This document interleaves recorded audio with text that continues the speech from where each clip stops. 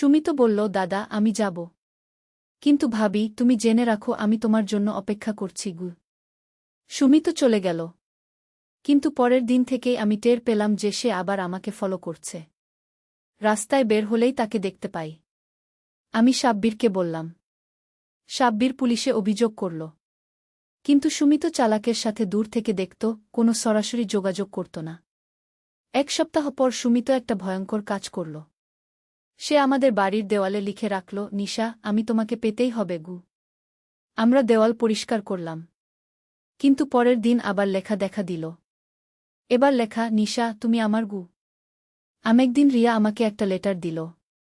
সেখানে লেখা ছিল তার আমার প্রতি ভালোবাসার কথা। এমনকি সে লিখেছিল যে আমি চাইলে সে পুরুষের মতো সাজতে পারে। এই চিঠি পড়ে আমার গা ঘিনঘিনে করতে লাগল। রিয়া কত দূর যেতে পারে আমার জন্য? আমি তার বাবা-মাকে চিঠিটা দেখালাম। রিয়ার বাবা-মা খুব রেগে গিয়ে তাকে অন্য শহরে পাঠিয়ে দিল, তাদের আত্মীয়ের বাড়িতে থেকে পড়াশোনা করতে। রিয়া চলে যাওয়ার পর সীমা খুব মানসিক চাপে পড়ল। মা, কেন আমার সব বন্ধুরা তোমার প্রেমে পড়ে যায়? এটা কি আমার দোষ? আমি সীমাকে বুঝিয়ে বললাম, সীমা, এটা তোর দোষ নয়। এটা তাদের মানসিক সমস্যা কি। কিন্তু সীমা বলল, মা, আমার আর কোনো বন্ধু নেই। সবাই তোমার কারণে আমার থেকে দূরে থাকে গি। আমি বুঝতে পারলাম যে আমার সমস্যা শুধু আমার নয়, আমার পরিবারের সবার উপর প্রভাব ফেলছে। সীমা তার বন্ধুত্বে ক্ষতিগ্রস্ত হচ্ছে। আমি ভাবলাম আমার চেহারা চরিত্রে এমন কি আছে আমি সাব্বিরের সাথে কথা বললাম। সাব্বির, আমার কি কোনো প্লাস্টিক সার্জারি করানো উচিত, যাতে আমাকে কম সুন্দর দেখায়? সাব্বির অবাক হয়ে বলল, নিশা, তুমি কি বলছ? তুমি তোমার সৌন্দর্যের জন্য দায়ী নও। দায়ী তারা যারা তোমাকে নিয়ে ভুল ভাবে গু। কিন্তু আমার মনে হতো আমি যদি কম সুন্দর হতাম, তাহলে এত মানুষ আমার প্রতি আকর্ষিত হতো না। আমার পরিবার শান্তিতে থাকতে পারত। এই ভাবনার মধ্যেই আরও একটা ঘটনা ঘটল। আমাদের বাড়ির পাশের দোকানদার রহিম আঙ্কেল হঠাৎ আমার সাথে অদ্ভুত আচরণ করতে শুরু করল। রহিম আঙ্কেল বয়সে আমার চেয়ে 10 বছরের বড়। তার স্ত্রী মারা গেছে 2 বছর আগে। একা থাকেন। প্রথমে তিনি আমার প্রতি বেশি সহানুভূতিশীল হলেন। আমি যখনই দোকানে যাই তিনি বেশি যত্ন করেন। বিনামূল্যে কিছু না কিছু দেন। তারপর তিনি আমার বাড়িতে আসতে শুরু করলেন। বলতেন, নিশা, তুমি একা আছো? কোনো সাহায্যের দরকার হলে বলো। একদিন রহিম আঙ্কেল আমাকে বললেন, নিশা, আমি তোমার জন্য একটা প্রস্তাব নিয়ে এসেছি। আমি জিজ্ঞেস করলাম, কেমন প্রস্তাব? তিনি বললেন, নিশা, তুমি সাব্বিরকে ছেড়ে আমার সাথে থাকো। আমি তোমাকে খুব ভালো রাখব। আমার কানে বিশ্বাস হল না। আঙ্কেল, আপনি কি বলছেন? সাব্বির আমার স্বামী গো। আমি অবাক হয়ে বললাম। রহিম আঙ্কেল বললেন, নিশা, সাব্বির তোমার যোগ্য নয়। আমি তোমাকে বেশি ভালোবাসতে পারি। আমি রেগে গিয়ে বললাম, আঙ্কেল, আপনি এসব কথা বলবেন না। আমি সুখী আছি। কিন্তু রহিম আঙ্কেল হাল ছাড়লেন না। তিনি বললেন, নিশা, তুমি এখনো যুবতী। আমার সাথে থাকলে তোমার জীবন আরও সুন্দর হবে। তার এই কথায় আমার মাথা গরম হয়ে গেল। আমি সাব্বিরকে সব বললাম। সাব্বির রেগে গিয়ে রহিম আঙ্কেলের কাছে গেল। রহিম ভাই, আপনি আমার স্ত্রীর সাথে এমন কথা বলেছেন? রহিম আঙ্কেল বললেন, সাব্বির, আমি নিশার ভালোর কথা ভেবে বলেছি। তুমি তাকে সুখী রাখতে পারছ না গি। এই কথায় সাব্বির আরও রেগে গেল। আপনি আমাদের পারিবারিক বিষয়ে নাক গলাবেন না। দুজনের মধ্যে প্রায় ঝগড়া হতে যাচ্ছিল। আমি দৌড়ে গিয়ে তাদের আলাদা করলাম। সাব্বির, তুমি শান্ত হও। আঙ্কেল, আপনি বাড়ি যান। রহিম আঙ্কেল চলে গেলেন। কিন্তু পরের দিন থেকে তিনি আমাদের প্রতি শত্রুতামূলক আচরণ করতে শুরু করলেন। তিনি পাড়ার অন্যদের কাছে আমার সম্পর্কে মিথ্যা গল্প বলতে শুরু করলেন। বলতেন আমি তাকে ভুল সংকেত দিয়েছি। এইসব শুনে আমার খুব কষ্ট হতো। আমি কোনো ভুল সংকেত দিইনি। শুধু সাধারণ ভদ্রতা দেখিয়েছি।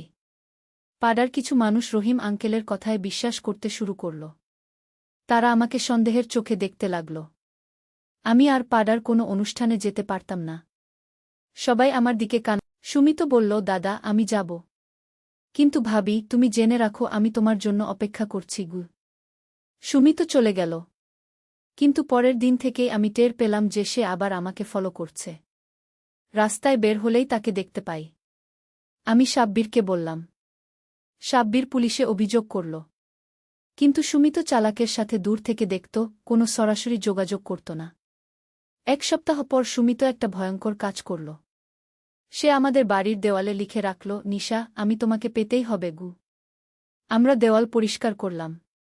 কিন্তু পরের দিন আবার লেখা দেখা দিল। এবার লেখা, নিশা, তুমি আমার গু। একদিন রিয়া আমাকে একটা লেটার দিল। সেখানে লেখা ছিল তার আমার প্রতি ভালোবাসার কথা। এমনকি সে লিখেছিল যে আমি চাইলে সে পুরুষের মতো সাজতে পারে। এই চিঠি পড়ে আমার গা ঘিনঘিনে করতে লাগল। রিয়া কত দূর যেতে পারে আমার জন্য? আমি তার বাবা-মাকে চিঠিটা দেখালাম। রিয়ার বাবা-মা খুব রেগে গিয়ে তাকে অন্য শহরে পাঠিয়ে দিল, তাদের আত্মীয়ের বাড়িতে থেকে পড়াশোনা করতে। রিয়া চলে যাওয়ার পর সীমা খুব মানসিক চাপে পড়ল। মা, কেন আমার সব বন্ধুরা তোমার প্রেমে পড়ে যায়? এটা কি আমার দোষ? আমি সীমাকে বুঝিয়ে বললাম, সীমা, এটা তোর দোষ নয়। এটা তাদের মানসিক সমস্যা কি। কিন্তু সীমা বলল, মা, আমার আর কোনো বন্ধু নেই। সবাই তোমার কারণে আমার থেকে দূরে থাকে গি। আমি বুঝতে পারলাম যে আমার সমস্যা শুধু আমার নয়, আমার পরিবারের সবার উপর প্রভাব ফেলছে। সীমা তার বন্ধুত্বে ক্ষতিগ্রস্ত হচ্ছে। আমি ভাবলাম আমার চেহারা চরিত্রে এমন কি আছে যা আমি সাব্বিরের সাথে কথা বললাম। সাব্বির, আমার কি কোনো প্লাস্টিক সার্জারি করানো উচিত, যাতে আমাকে কম সুন্দর দেখায়? সাব্বির অবাক হয়ে বলল, নিশা, তুমি কি বলছ? তুমি তোমার সৌন্দর্যের জন্য দায়ী নও। দায়ী তারা যারা তোমাকে নিয়ে ভুল ভাবে গু। কিন্তু আমার মনে হতো আমি যদি কম সুন্দর হতাম, তাহলে এত মানুষ আমার প্রতি আকর্ষিত হতো না। আমার পরিবার শান্তিতে থাকতে পারত। এই ভাবনার মধ্যেই আরও একটা ঘটনা ঘটল। আমাদের বাড়ির পাশের দোকানদার রহিম আঙ্কেল হঠাৎ আমার সাথে অদ্ভুত আচরণ করতে শুরু করল। রহিম আঙ্কেল বয়সে আমার চেয়ে 10 বছরের বড়। তার স্ত্রী মারা গেছে 2 বছর আগে। একা থাকেন। প্রথমে তিনি আমার প্রতি বেশি সহানুভূতিশীল হলেন। আমি যখনই দোকানে যাই তিনি বেশি যত্ন করেন। বিনামূল্যে কিছু না কিছু দেন। তারপর তিনি আমার বাড়িতে আসতে শুরু করলেন। বলতেন, নিশা, তুমি একা আছো? কোনো সাহায্যের দরকার হলে বলো। একদিন রহিম আঙ্কেল আমাকে বললেন, নিশা, আমি তোমার জন্য একটা প্রস্তাব নিয়ে এসেছি। আমি জিজ্ঞেস করলাম, কেমন প্রস্তাব? তিনি বললেন, নিশা, তুমি সাব্বিরকে ছেড়ে আমার সাথে থাকো। আমি তোমাকে খুব ভালো রাখব। আমার কানে বিশ্বাস হল না। আঙ্কেল, আপনি কি বলছেন? সাব্বির আমার স্বামী গো। আমি অবাক হয়ে বললাম। রহিম আঙ্কেল বললেন, নিশা, সাব্বির তোমার যোগ্য নয়। আমি তোমাকে বেশি ভালোবাসতে পারি। আমি রেগে গিয়ে বললাম, আঙ্কেল, আপনি এসব কথা বলবেন না। আমি সুখী আছি। কিন্তু রহিম আঙ্কেল হাল ছাড়লেন না। তিনি বললেন, নিশা, তুমি এখনো যুবতী। আমার সাথে থাকলে তোমার জীবন আরও সুন্দর হবে। তার এই কথায় আমার মাথা গরম হয়ে গেল। আমি সাব্বিরকে সব বললাম। সাব্বির রেগে গিয়ে রহিম আঙ্কেলের কাছে গেল। রহিম ভাই, আপনি আমার স্ত্রীর সাথে এমন কথা বলেছেন? রহিম আঙ্কেল বললেন, সাব্বির, আমি নিশার ভালোর কথা ভেবে বলেছি। তুমি তাকে সুখী রাখতে পারছ না গি। এই কথায় সাব্বির আরও রেগে গেল। আপনি আমাদের পারিবারিক বিষয়ে নাক গলাবেন না। দুজনের মধ্যে প্রায় ঝগড়া হতে যাচ্ছিল। আমি দৌড়ে গিয়ে তাদের আলাদা করলাম। সাব্বির, তুমি শান্ত হও। আঙ্কেল, আপনি বাড়ি যান। রহিম আঙ্কেল চলে গেলেন। কিন্তু পরের দিন থেকে তিনি আমাদের প্রতি শত্রুতামূলক আচরণ করতে শুরু করলেন। তিনি পাড়ার অন্যদের কাছে আমার সম্পর্কে মিথ্যা গল্প বলতে শুরু করলেন। বলতেন আমি তাকে ভুল সংকেত দিয়েছি।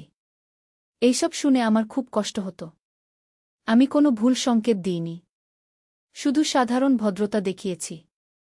পাড়ার কিছু মানুষ রহিম আঙ্কেলের কথায় বিশ্বাস করতে শুরু করল। তারা আমাকে সন্দেহের চোখে দেখতে লাগল। আমি আর পাড়ার কোনো অনুষ্ঠানে যেতে পারতাম না। সবাই আমার দিকে কান। সুমিত বলল, দাদা, আমি যাব। কিন্তু ভাবি, তুমি জেনে রাখো আমি তোমার জন্য অপেক্ষা করছি। সুমিত চলে গেল। কিন্তু পরের দিন থেকেই আমি টের পেলাম যে সে আবার আমাকে ফলো করছে। রাস্তায় বের হলেই তাকে দেখতে পাই। আমি সাব্বিরকে বললাম। সাব্বির পুলিশে অভিযোগ করল। কিন্তু সুমিত চালাকের সাথে দূর থেকে দেখত, কোনো সরাসরি যোগাযোগ করত না। 1 সপ্তাহ পর সুমিত একটা ভয়ঙ্কর কাজ করল। সে আমাদের বাড়ির দেওয়ালে লিখে রাখল, নিশা, আমি তোমাকে পেতেই হবে গু। আমরা দেওয়াল পরিষ্কার করলাম। কিন্তু পরের দিন আবার লেখা দেখা দিল। এবার লেখা, নিশা, তুমি আমার গু। একদিন রিয়া আমাকে একটা লেটার দিল। সেখানে লেখা ছিল তার আমার প্রতি ভালোবাসার কথা। এমনকি সে লিখেছিল যে আমি চাইলে সে পুরুষের মতো সাজতে পারে। এই চিঠি পড়ে আমার গা ঘিনঘিনে করতে লাগল। রিয়া কত দূর যেতে পারে আমার জন্য? আমি তার বাবা-মাকে চিঠিটা দেখালাম। রিয়ার বাবা-মা খুব রেগে গিয়ে তাকে অন্য শহরে পাঠিয়ে দিল, তাদের আত্মীয়ের বাড়িতে থেকে পড়াশোনা করতে। রিয়া চলে যাওয়ার পর সীমা খুব মানসিক চাপে পড়ল। মা, কেন আমার সব বন্ধুরা তোমার প্রেমে পড়ে যায়? এটা কি আমার দোষ? আমি সীমাকে বুঝিয়ে বললাম, সীমা, এটা তোর দোষ নয়, এটা তাদের মানসিক সমস্যা কি। কিন্তু সীমা বলল, মা, আমার আর কোনো বন্ধু নেই, সবাই তোমার কারণে আমার থেকে দূরে থাকে গি। আমি বুঝতে পারলাম যে আমার সমস্যা শুধু আমার নয়, আমার পরিবারের সবার উপর প্রভাব ফেলছে। সীমা তার বন্ধুত্বে ক্ষতিগ্রস্ত হচ্ছে। আমি ভাবলাম আমার চেহারা চরিত্রে এমন কি আছে আমি সাব্বিরের সাথে কথা বললাম। সাব্বির, আমার কি কোনো প্লাস্টিক সার্জারি করানো উচিত, যাতে আমাকে কম সুন্দর দেখায়? সাব্বির অবাক হয়ে বলল, নিশা, তুমি কি বলছ? তুমি তোমার সৌন্দর্যের জন্য দায়ী নও, দায়ী তারা যারা তোমাকে নিয়ে ভুল ভাবে।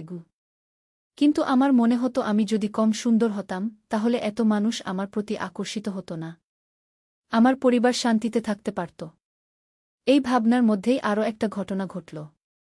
আমাদের বাড়ির পাশের দোকানদার রহিম আঙ্কেল হঠাৎ আমার সাথে অদ্ভুত আচরণ করতে শুরু করল। রহিম আঙ্কেল বয়সে আমার চেয়ে 10 বছরের বড়। তার স্ত্রী মারা গেছে 2 বছর আগে। একা থাকেন। প্রথমে তিনি আমার প্রতি বেশি সহানুভূতিশীল হলেন। আমি যখনই দোকানে যাই তিনি বেশি যত্ন করেন, বিনামূল্যে কিছু না কিছু দেন। তারপর তিনি আমার বাড়িতে আসতে শুরু করলেন। বলতেন, নিশা, তুমি একা আছো? কোনো সাহায্যের দরকার হলে বলো। একদিন রহিম আঙ্কেল আমাকে বললেন, নিশা, আমি তোমার জন্য একটা প্রস্তাব নিয়ে এসেছি। আমি জিজ্ঞেস করলাম, কেমন প্রস্তাব? তিনি বললেন, নিশা, তুমি সাব্বিরকে ছেড়ে আমার সাথে থাকো, আমি তোমাকে খুব ভালো রাখব। আমার কানে বিশ্বাস হল না। আঙ্কেল, আপনি কি বলছেন? সাব্বির আমার স্বামী। আমি অবাক হয়ে বললাম। রহিম আঙ্কেল বললেন, নিশা, সাব্বির তোমার যোগ্য নয়, আমি তোমাকে বেশি ভালোবাসতে পারি। আমি রেগে গিয়ে বললাম, আঙ্কেল, আপনি এসব কথা বলবেন না, আমি সুখী আছি। কিন্তু রহিম আঙ্কেল হাল ছাড়লেন না। তিনি বললেন, নিশা, তুমি এখনো যুবতী, আমার সাথে থাকলে তোমার জীবন আরও সুন্দর হবে। তার এই কথায় আমার মাথা গরম হয়ে গেল।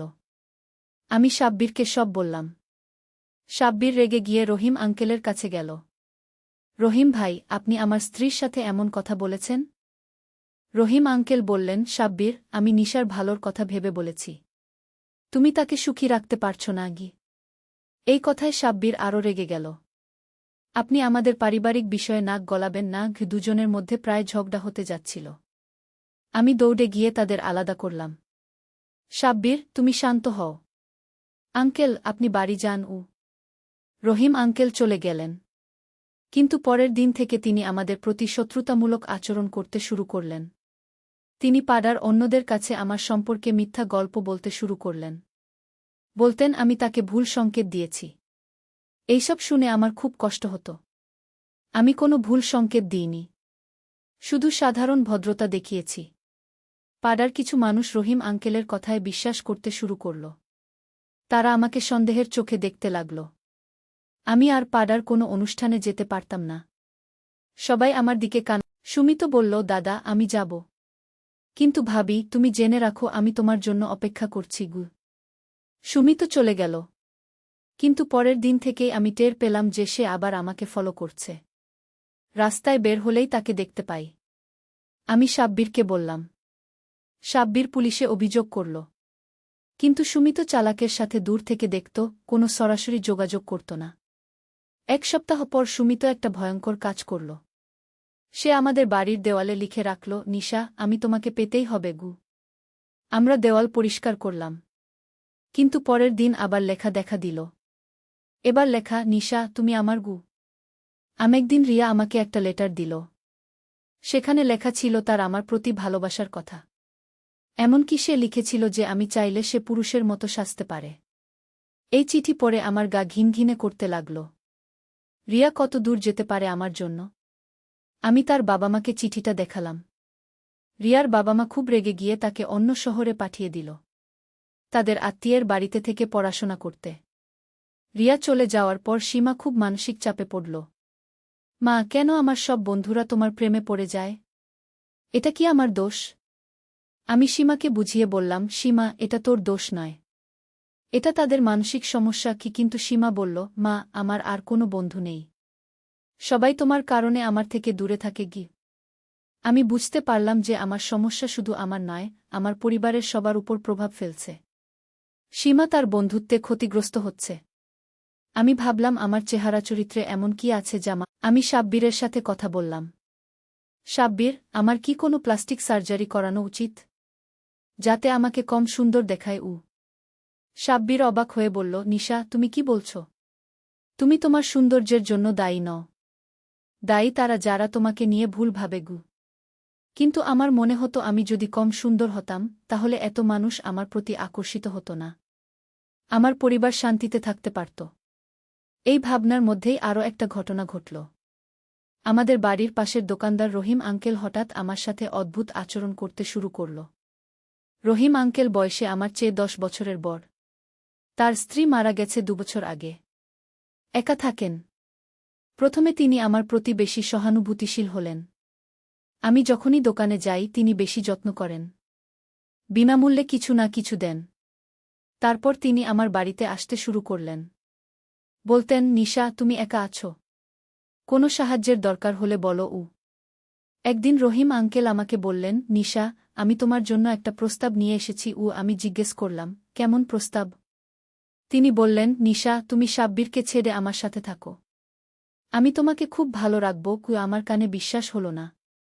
আঙ্কেল, আপনি কি বলছেন? সাব্বির আমার স্বামী। আমি অবাক হয়ে বললাম। রহিম আঙ্কেল বললেন, নিশা, সাব্বির তোমার যোগ্য নয়, আমি তোমাকে বেশি ভালোবাসতে পারি। আমি রেগে গিয়ে বললাম, আঙ্কেল, আপনি এসব কথা বলবেন না, আমি সুখী আছি। কিন্তু রহিম আঙ্কেল হাল ছাড়লেন না। তিনি বললেন, নিশা, তুমি এখনো যুবতী, আমার সাথে থাকলে তোমার জীবন আরও সুন্দর হবে। তার এই কথায় আমার মাথা গরম হয়ে গেল। আমি সাব্বিরকে সব বললাম। সাব্বির রেগে গিয়ে রহিম আঙ্কেলের কাছে গেল। রহিম ভাই, আপনি আমার স্ত্রীর সাথে এমন কথা বলেছেন? রহিম আঙ্কেল বললেন, সাব্বির, আমি নিশার ভালোর কথা ভেবে বলেছি, তুমি তাকে সুখী রাখতে পারছ না। এই কথায় সাব্বির আরও রেগে গেল। আপনি আমাদের পারিবারিক বিষয়ে নাক গলাবেন না। দুজনের মধ্যে প্রায় ঝগড়া হতে যাচ্ছিল। আমি দৌড়ে গিয়ে তাদের আলাদা করলাম। সাব্বির, তুমি শান্ত হও। আঙ্কেল, আপনি বাড়ি যান। রহিম আঙ্কেল চলে গেলেন। কিন্তু পরের দিন থেকে তিনি আমাদের প্রতি শত্রুতামূলক আচরণ করতে শুরু করলেন। তিনি পাড়ার অন্যদের কাছে আমার সম্পর্কে মিথ্যা গল্প বলতে শুরু করলেন। বলতেন আমি তাকে ভুল সংকেত দিয়েছি। এইসব শুনে আমার খুব কষ্ট হতো। আমি কোনো ভুল সংকেত দিইনি, শুধু সাধারণ ভদ্রতা দেখিয়েছি। পাড়ার কিছু মানুষ রহিম আঙ্কেলের কথায় বিশ্বাস করতে শুরু করল। তারা আমাকে সন্দেহের চোখে দেখতে লাগল। আমি আর পাড়ার কোনো অনুষ্ঠানে যেতে পারতাম না। সবাই আমার দিকে কান